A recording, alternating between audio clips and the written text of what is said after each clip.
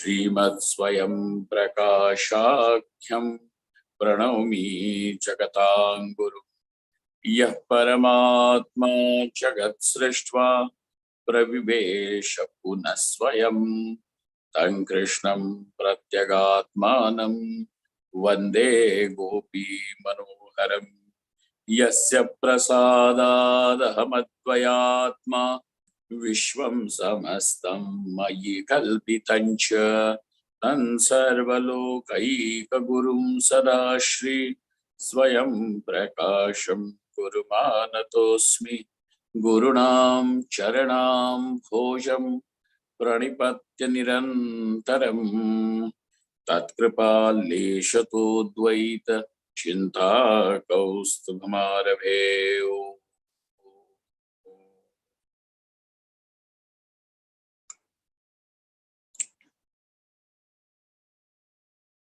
So having found the definitions of Jiva and Ishvara,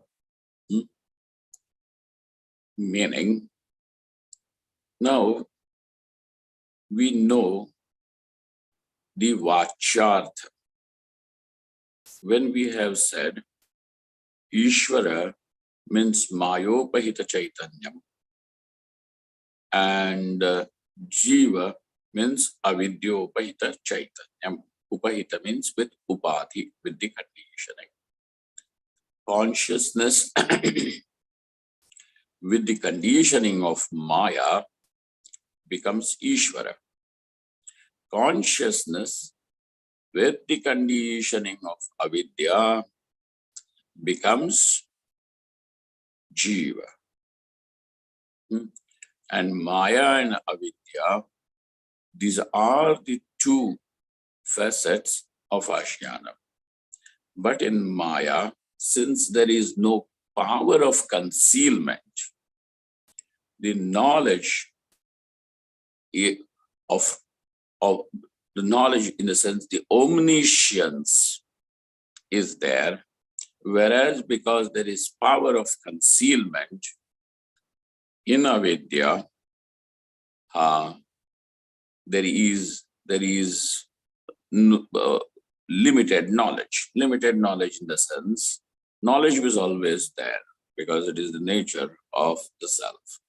Now, for example, I do not know what this object is, which means that object, whatever it may be, and there is endless list of things of unknown.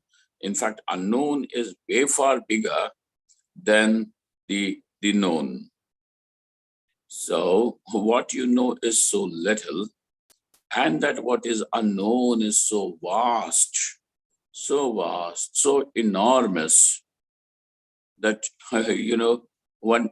And so it means that this ajnanam, the avarana shakti, how does that work as keeping the things concealed? When I say I do not know something, or whatever it may be, I don't know several things. So over there, that object as if remains covered under the ignorance. This is the concealment. Like, say, suppose there is some object under a cloth. Now, looking at it, I may have wild guesses that it must be A, B, C, D. It could be all these things, any of these things. But I really do not know what it is because it is concealed under the cloth. Then, when my eyes are when the cloth is removed, there is the contact between the eyes and that object, and because of which now the knowledge takes place. It is a pot. Whatever it was under the what do they call, cloth, is the pot. So now that knowledge has removed the ignorance, just as the cloth was covering the pot, so also ignorance covers the objects. And not necessarily every time you will have something like a cloth covering the pot. The object may be right in front of you, and yet one would not know. For example, the power of gravity, the force of gravity, which brought the objects down to the earth, was experienced. Everybody, including Newton, has experienced that, things fall to the ground. But thus, there is the force of gravity was not known before. So though it was there, though you were experiencing it, though you were working with it, yet the whole world was under the shroud of this concealment. The power of gravity remained under the shroud of concealment for us. This is how the ignorance conceals, and that's why we do not know. So this is the power of concealment, avarana shakti, which remains only in jiva, because it is avidya is avarana shakti pradhanam. Now we have known, but the important thing is consciousness has not changed. Whether the conditioning is that of maya samashti, whether the conditioning is that of avidya vyashti, it still remains one and the same. The consciousness, this I, the self, has never ever undergone any change. Okay? Only that it appears as different as Sarvajna Ishvaraha and Alpajna Jivaha. Alpajna means the one who knows so little, and who is Ishvara? Omniscient, omnipotent, Sarvashakti, Sarvajnaha is Ishvara. This fellow is limited knowledge, limited Shakti power to do things. You may want to do several things. You want to change the nation. You want to change the world, stop the violence, create a world where nobody stays hungry, create a world where people receive medical treatment and everybody is free from diseases. And this is how you want to see the whole world. And when the time comes, this person says goodbye, but not under conditions where he is hungry and he is without any medical care, and that's why in pain and hunger and strife and parched, he is famished. This is not where you want to see the people say goodbye. So here you want to create a world like that. And perhaps many people with these good intentions are striving for it. But now all their efforts may also get stalled, thwarted, frustrated, because they are not, even if all the people come together, it wouldn't become the power of Sarva Shakti, omnipotence. It wouldn't become omnipotence. And that's why the problems, the world crisis, etc., remains for us to deal with. And at an individual level, the person deals with it and somehow survives. But this is the jiva, this is jiva. Alpajnaha, alpa shakti. So the consciousness now appears as jiva. The consciousness only appears as Ishvara. Now you see there has been no difference whether Alpajnaha or Sarvajnaha. Consciousness by itself has not undergone any change. There is no difference. But the expressions will be different. And what is the cause of difference of the expressions? Because of the conditionings called as Maya and Avidya. Now, till yesterday, we have seen that the various, when we are talking about Samashti and Vyashti, we will also have to talk about the cause, the causal body, the subtle body, and the gross body. So, with the conditioning of just the causal body,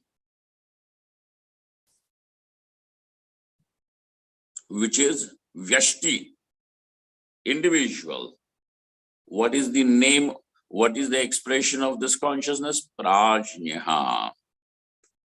And this is the state of deep sleep with just the conditioning of total causality, total causality. So causal body, it will be called, the consciousness is now called as Ishvara. Now this same Ishvara with the total subtle body, the causal Ishvara, with this total subtle body is called as Hiranyagarbha. Now Ishvara with the conditionings of total subtle and total gross is called as Vaishvanara. Vaishvanara, total, known, unknown, everything is covered. Brahmandantam. And tadantargata sarvadeheshu ekaha eva vartes Vaishvanara. What about the jiva, Vyashti? With the Vyashti karana deha, consciousness is called as Prajna. With the Vyashti plus the Vyashti Sukshma Deha, he is called as what? Taijasa. And with the Vyashti Karana plus Vyashti Sukshma plus the Vyashti Sthula Deha, the gross body. Now you have brought in all three. And this becomes the person who is here in the waking as the waker, available, and he claims, I am this person with a man, a woman, and so on and so forth, good and bad, holy or unholy, whatever. And here he is, and this is Vishwa. So Vishwa corresponds to Vaishvanara as a part of Vaishvanara. Taijasa corresponds to the Hiranyagarbha as a part of the Hiranyagarbha, and Prajna is the integral part, inseparable part of Ishvara. Now, having understood this much, you will also appreciate, bereft of all the conditionings, consciousness is one and the same. And what is the status of all the conditionings? That these conditionings are nothing but ajnanam. And what is that ajnanam? That what is jnana nivartyam, something that which can be removed by knowledge. Something which gets removed by knowledge then has a status of being an appearance. Don't forget this. Something which gets removed through knowledge, refuted, falsified through knowledge, has a status of an appearance. And that's why you are going to say, well, a rainbow is a phenomena, but it is only an appearance.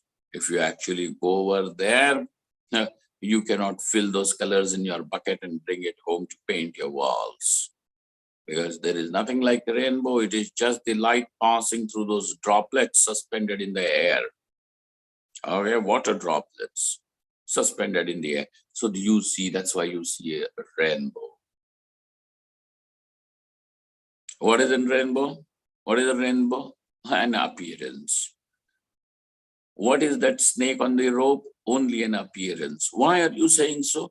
In wake of the knowledge, what is the rope? The snake is gone, is refuted. The rainbow may not go, and yet you are giving it a status of appearance. Why? Because now the knowledge allows you to see, know that it is just the water and the light. There is nothing like rainbow, water and the light. Okay? Exactly like that. The rainbow may not go away. It will still be seen as long as the light continues in that particular angle to percolate through those droplets, to pass through those droplets, the rainbow will continue to appear. But through the knowledge now, you have seen, you have understood, known that it is an appearance. So now the knowledge, when we are going to say it removes the appearance, which means it is now falsified. So also the snake is falsified. Snake is falsified. There are two things. Falsification at two levels, or refutation of the appearance through knowledge, is of two kinds. One, where now the object is also not experienced, A, and B, where it is experienced but it is still falsified. Okay? And why does it still continue to appear? Because you have this set of eyes which are able to see the colors. So as long as the conditioning of eyes through which you are going to perceive the reflected light, the rainbow will continue. If you didn't have these eyes, maybe some other set of eyes, or you didn't have the eyes at all, you wouldn't perceive the rainbow too. So because of the presence of conditioning, yeah, that thing continues to appear. And this is the difference between Videha Mukti and Jivan Mukti. Okay? So, in the Jivan Mukti, though the world appears, yet when he is not in Samadhi, yet the world gains the status of an appearance. Okay? Though the world is experienced of good people, of bad people, of people who may even torture you, or people who may offer praises to you, yet this is nothing more than an appearance. Sometimes you have good dreams, sometimes you have bad dreams. Just bad dreams does not make it real, nor do the good dreams make it real. Dream is a dream. Like that, there are going to be people who may give you joy, and there are people who may cause pain. And yet, all this is, or situations, everything is an appearance. Mithya eva.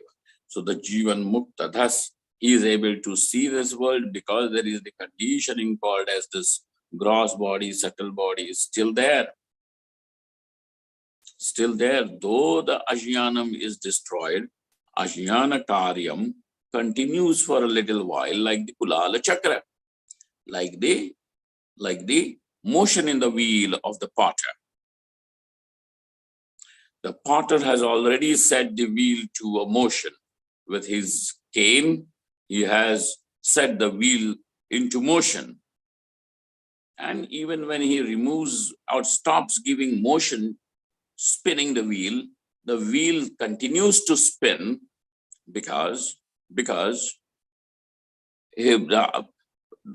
even so it continues, and the motion then is seen even without the cause, because even when the cause gets destroyed or cause is not present, the karyam continues for some time because of the force.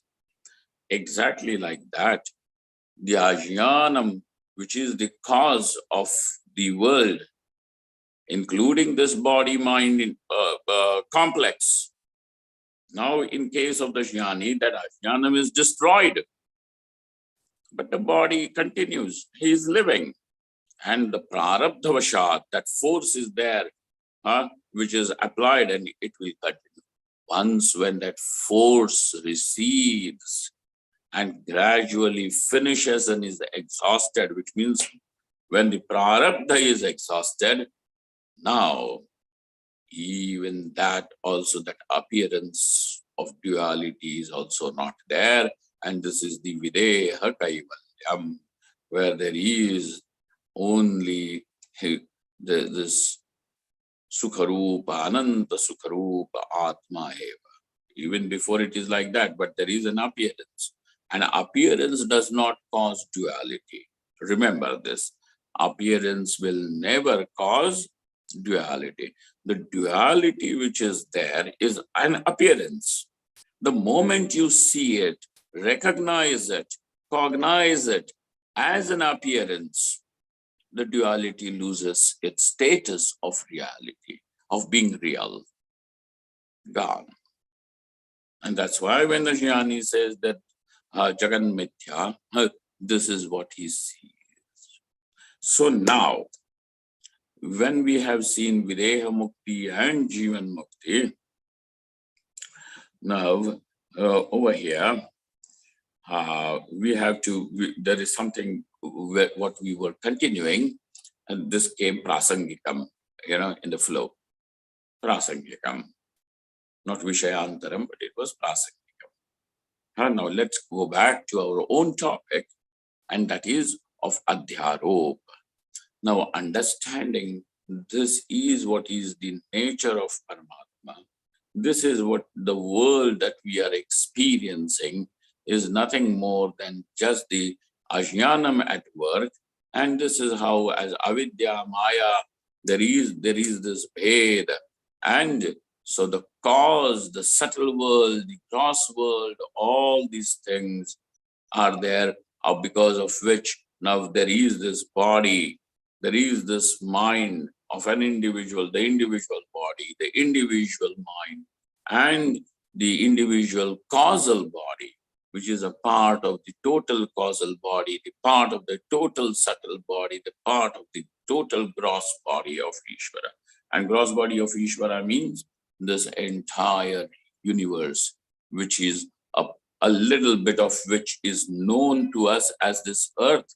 It is so vast that that little brain of ours is not even able to comprehend its vastness.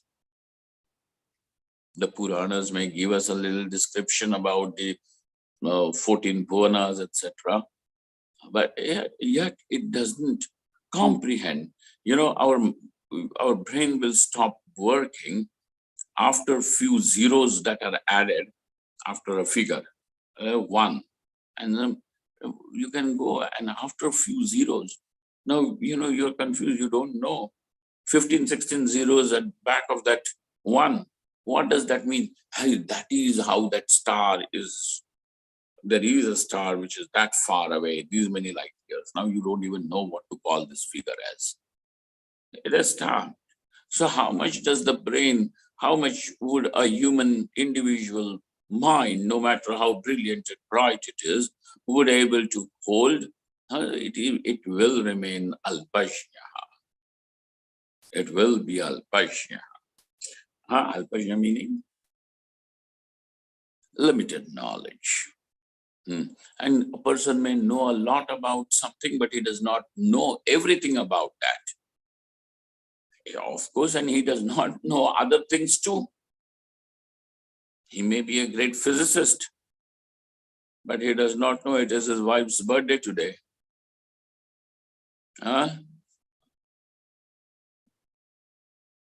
This is what happens.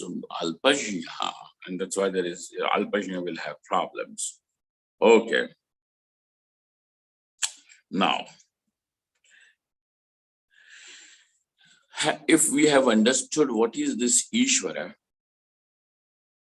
let us see what is the Upasana, because even this will also come under the category of Adhyarop. Okay, but this is very important. This is your individual practice. How? Tad upasanaya tat prapti bhavati. Now in upasana, when the person meditates that this gross body is a part of the total gross body. So the individuality is already merged with the totality, and individuality is only a functional difference. There is no difference which is real, but a little functional difference. Just as my hand and the leg. The hands have a particular function to do,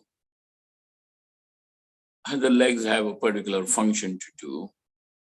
So let the legs do their function, let the hands do their function, but that does not make any difference as if there is a hand which is another individual and the legs which is another individual, and the hand and leg is in competition, and that's why the hand is jealous of the legs and so on. No, sir. The moment the individuality is merged in totality, all these problems of the individual are now not only that they become insignificant, the person who is now tortured by his own inner insecurities, petty jealousies,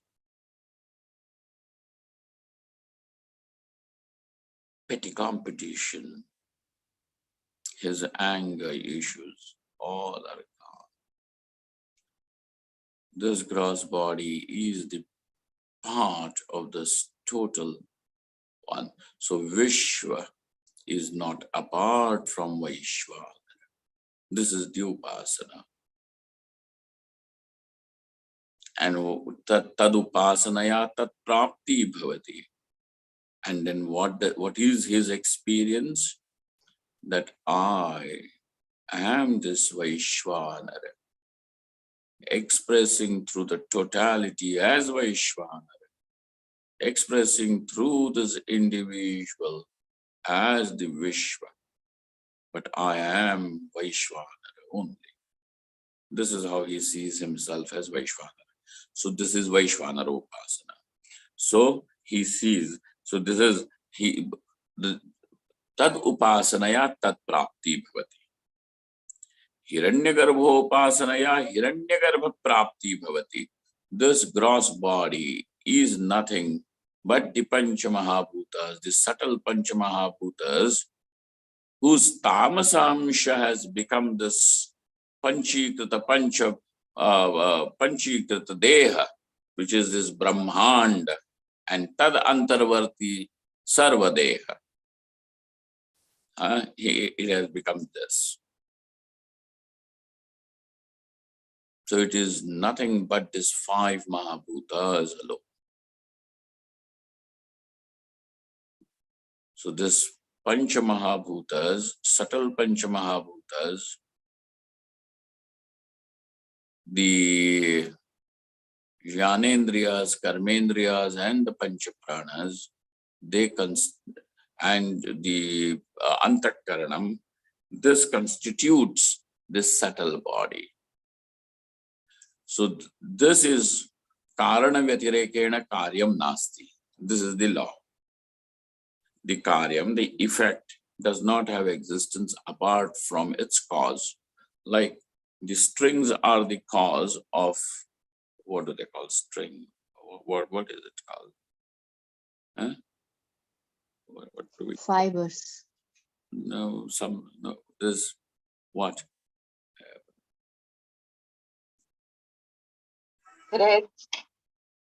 Threads, and yeah, that's okay. What do we call it? I have many, any which ways, it will, I will remember. So these threads, fibers, apart from this, the cloth does not have any existence, and that fiber or the thread is the cause of this cloth. So the cause is what gives existence to the effect. In the same way, these subtle Panchamahabhutas have given existence to this gross Panchamahabhutas too. So these Panchamahabhutas now are merged and seen as not apart from these. The gross world does not have existence apart from the subtle world. And therefore, the Hiranyagarbha is what I am. So when he does that Hiranyagarbha Upasana, tat prapti bhavati. And to that extent, now the encumbrances, the shackles of individual problems, individuality are all dissolved. You know, rest of the psychologists and we people, we may give certain tips to resolve personal issues like, differences between husband and wife and, the parents and children, or maybe between, colleagues and so on and so forth. But they have a temporary effect. The one now who sees that the world does not have any existence apart from me, for him, now there is no problem of hatred, jealousy, competition, regret, remorse. All this is resolved. And therefore, even before the real knowledge, Brahmatmaikya Jnanam takes place, the sadhaka now who is going to approach that Brahmatmaikya Jnanam is already someone who has resolved all these problems. And having discovered that even Prajna does not have existence apart from Ishvara, he says that this I is Ishvara. But who is Ishvara? Mayopadhika Chaitanyam. Now, up to this point, okay, this is all Upasana. Under this topic of Upasana, which is a subtopic of Adhyarop, superimposition, there is a very important thing, and whether it is not necessarily that it has to be a sannyasi, no, even grihastha, everyone, for it is for everyone over here. Now, those who are endowed, now he says, those who are endowed with the fourfold qualifications. What are those fourfold qualifications? Sadhana chatushtaya, viveka vairagya, Shadvida Sampattihi, and then Mumukshutvam. We have dealt with all, have we? It will come in the, pages later on, sections of the book. But elsewhere we have heard about it.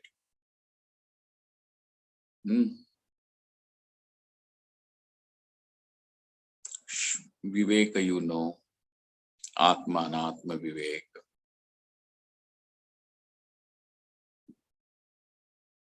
Then you know what is Vairagyam and how the Vairagya progresses through stages.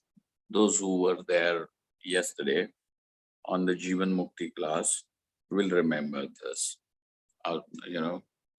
That Yatamana Vairagyam, Vyatireka Vairagyam, Ekendriya Vairagyam, and finally the Vashikara Samya Vairagyam. Okay?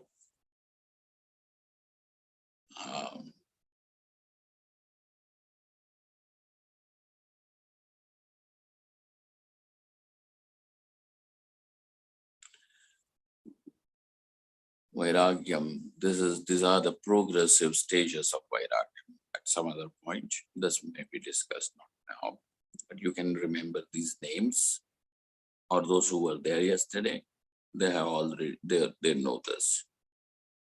Hmm? Yatamana, Vashika, Yatamana, then Vyatireka, Ekendriya, and Vashikara. That much Vairagyam is good enough. So he who has some Viveka, he who has this Vairagyam, he who is now endowed with Shamadama. Now, one will have to take a real measure of it. Like how people look at the passbooks of their banks, that how much balance they have and how much more, they can make and they want to make. But do people don't do that? This is how you accumulate wealth. Okay. Like that, the sadhaka, the seeker has to accumulate this sadhana sampatti, and it is sixfold. For example, shama. Shama meaning the how to pacify the mind. And it is true, our minds will get disturbed, whatever may be the cause. And generally, people, close to you are really people. It maybe they say something that is harsh, or maybe their health, maybe other issues, and it makes you little restless, anxious, and so on and so forth.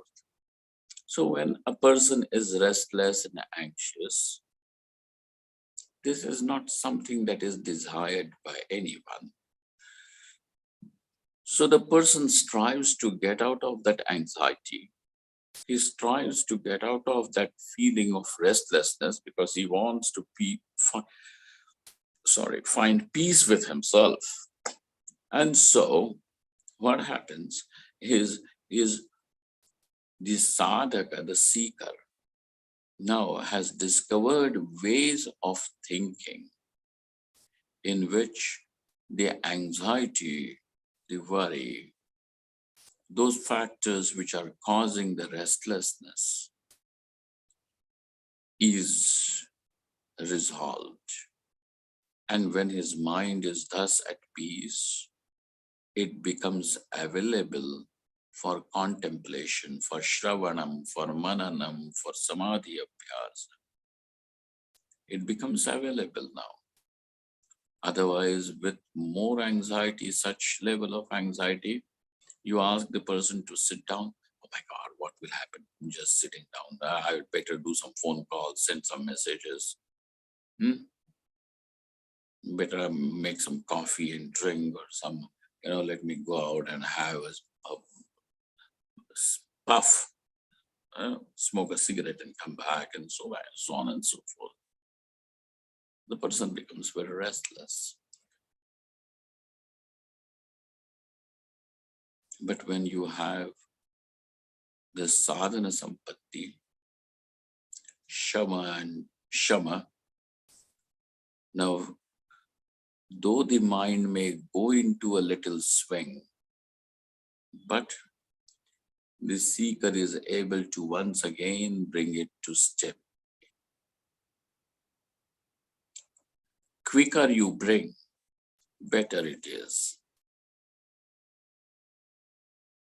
Sooner you bring, better it is. So now you calculate that, earlier I used to stay so anxious and so worried for days together. Now, only till evening, till I go to sleep. No, how easily and how easily, effortlessly, let it become effortless to bring the mind to peace naturally. This is a shama, dhamma, all this sadhana sampatti, then you can look at it. And this is how the person should keep on accumulating. So now the person who is already there endowed, so, this is what one should actually gather, going through the various experiences as a grihastha. Bring them, because, you are constantly in this world rattled by situations, various things all around you. Your children, your husband, wife, relatives, colleagues, ordinates, superordinates. There are 1,001 things, some, the communal rights and all these things that you observe. Money and power and ego issues and all these things.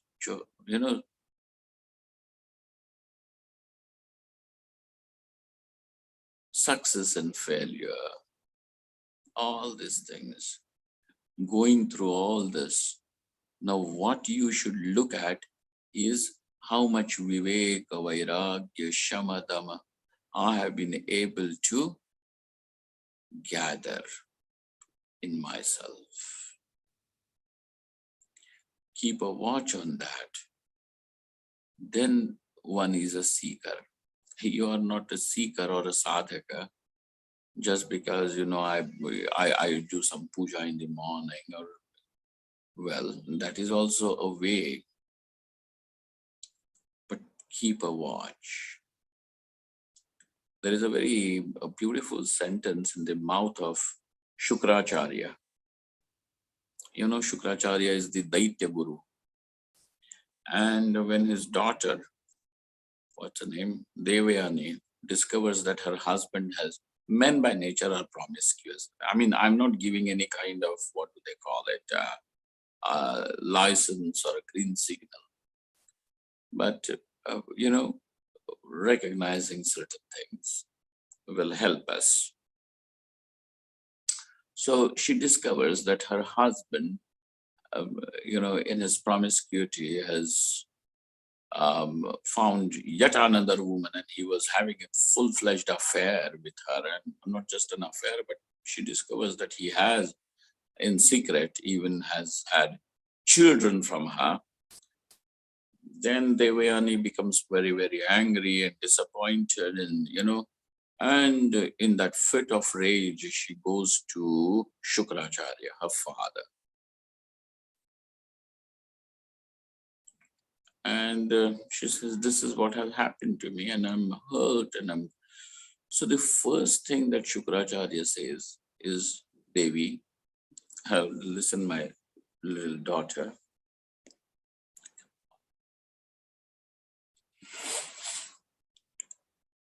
That bringing the mind to peace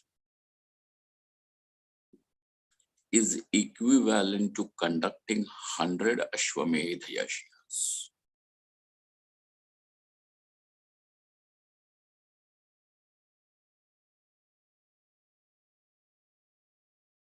And that is what you will also see. That you will also say, a person who goes to the temple regularly, but don't underestimate the value of going to the temple, doing the puja. It is a discipline.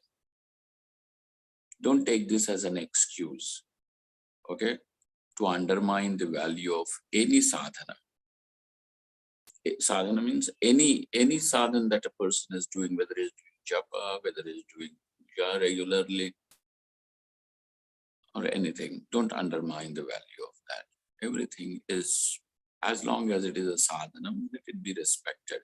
But you are going to say that a person who goes to the temple every day and yet is so angry, a person who does not go to the temple but is peaceful and loving and accepting is much better than this person. Don't you say that? Why? Why do you value this person who is more peaceful more than him, and you would rather want to emulate him? Is because Shama, this is where all the spiritual practices should culminate. Making one peaceful, Shama, etc. Any which ways. So when a person is endowed, if a person is endowed with all these four qualities, but he may not have the sharpness to really cognize the Brahmatma Ikyam, okay, to resolve the doubts, etc., raised by the Purva Pakshi. Because these guys are going to be, hounding, sniffing for it.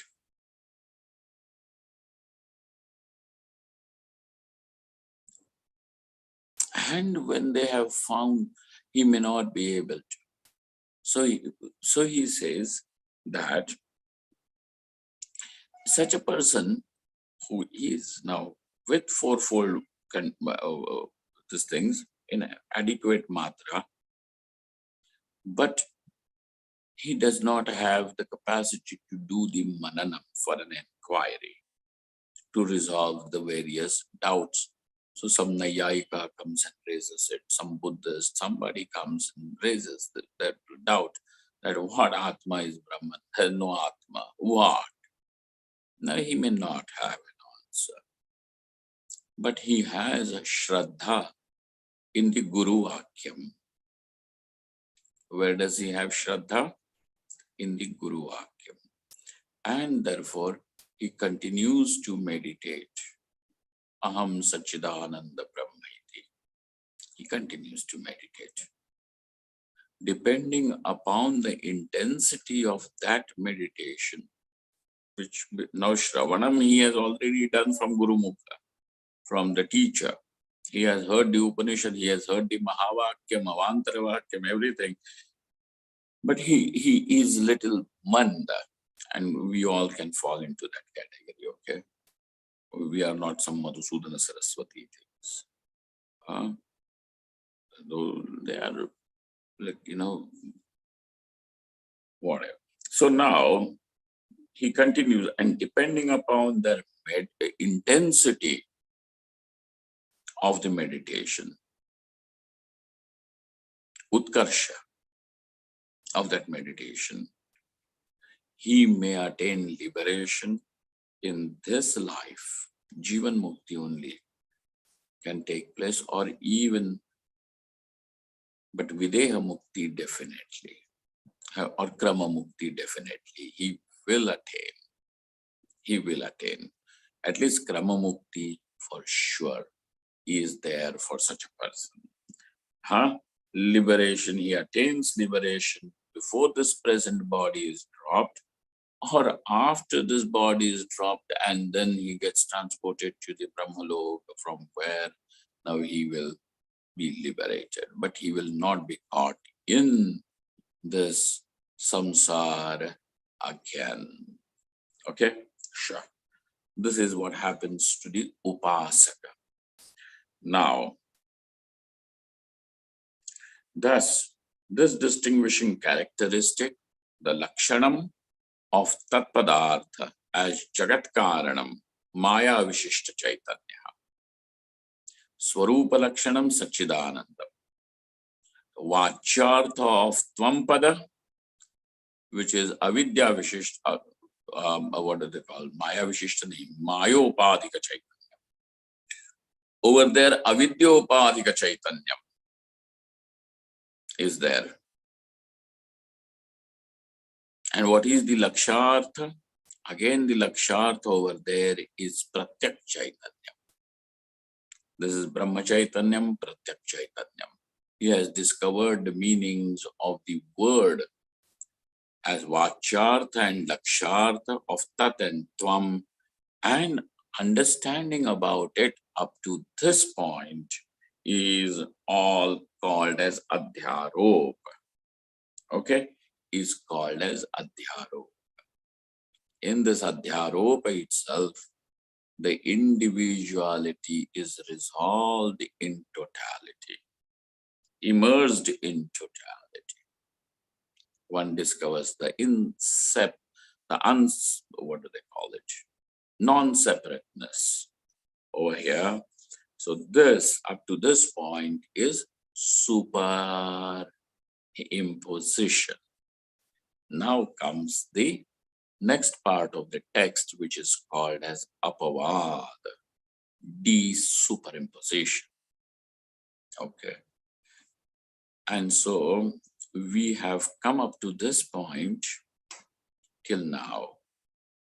From here onwards, we will dive into the text, and if I will make an assessment if this is what suits you better, instead of going line by line, which was my earlier intention of actually training people to appreciate how to study the text line by line along with a commentary, to train you people, which is rigorous, and various topics of the arguments, etc., from the Nayayikas, Bauddhas, etc., will come. If this is becoming difficult, we may simply continue in this very way, wherein I give the synopsis and proceed topic by topic. Well then, friends, we will now still continue with Apavaad from our next class onwards.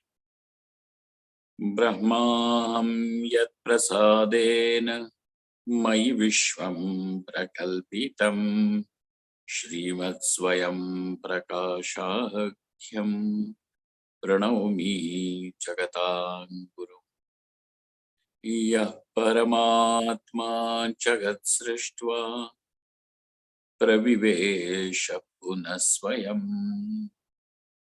Tam Krishnam Pratyagatmanam Vande Gopi Manoharam Yasya Prasadadahamadvayatma Vishwam Samastam Mayi Kalpitancha Tam Sarvalokaika Gurum Sadashri Swayam Prakasham Gurumanatosmi Gurunam Charanam Khojam Pranipatya Nirantaram Tatkripa Leshatodvait Chinta Kaustu Hamarabhe Om